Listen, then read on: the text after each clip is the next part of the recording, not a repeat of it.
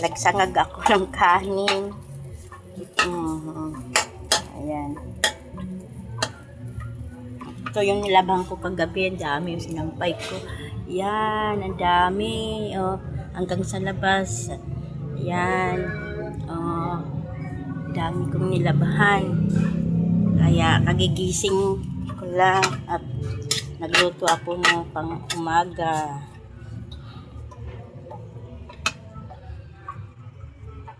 Itlog at tuyo, tsaka ang pari sinangag. Pa.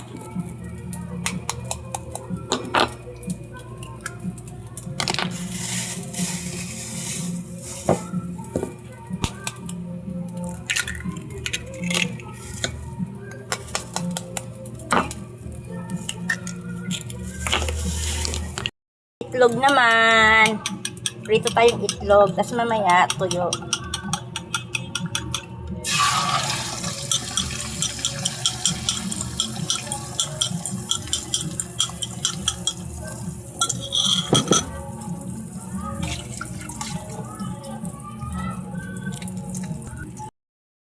Hi mga mamis! Tapos na po ako magluto ng itlog, tuyo, kain po tayo. Meron po ako palang pansit, bigay po ng aking kapitbahay, sis Makabenta. Kasi malapit lang kasi yung bintana namin, tsaka bintana nila. Kaya pag mayroon silang grasya, inaabot na lang po niya sa amin. Kaya ayan, nagkataon po na nagpiprito po ako ng tuyo at itlog. Po, kain po tayo. May kape po ako. Ayan, hindi po maalis sa akin ang kape. Kailangan may kape po ako. Ayan, kain tayo mga mamis. Kain na po.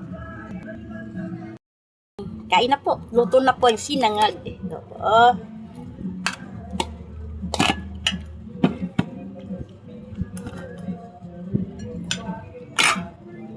Tuyo.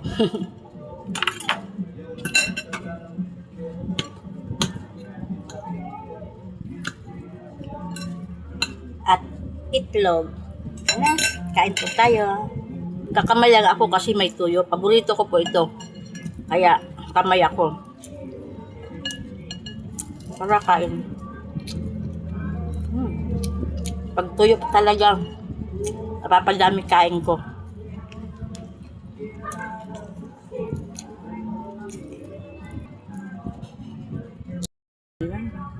Kain po.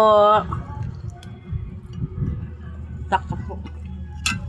Kape. Masarap po ang kape. Palisan ng itlog at tuyo.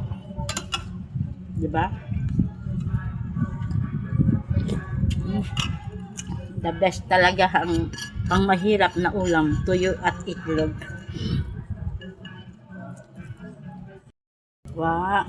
Wow, ang sarap ng pansit ah. Ang daming sahog.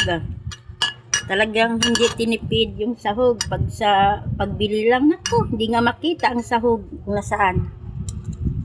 Ang daming sahog. Pansit. Kain.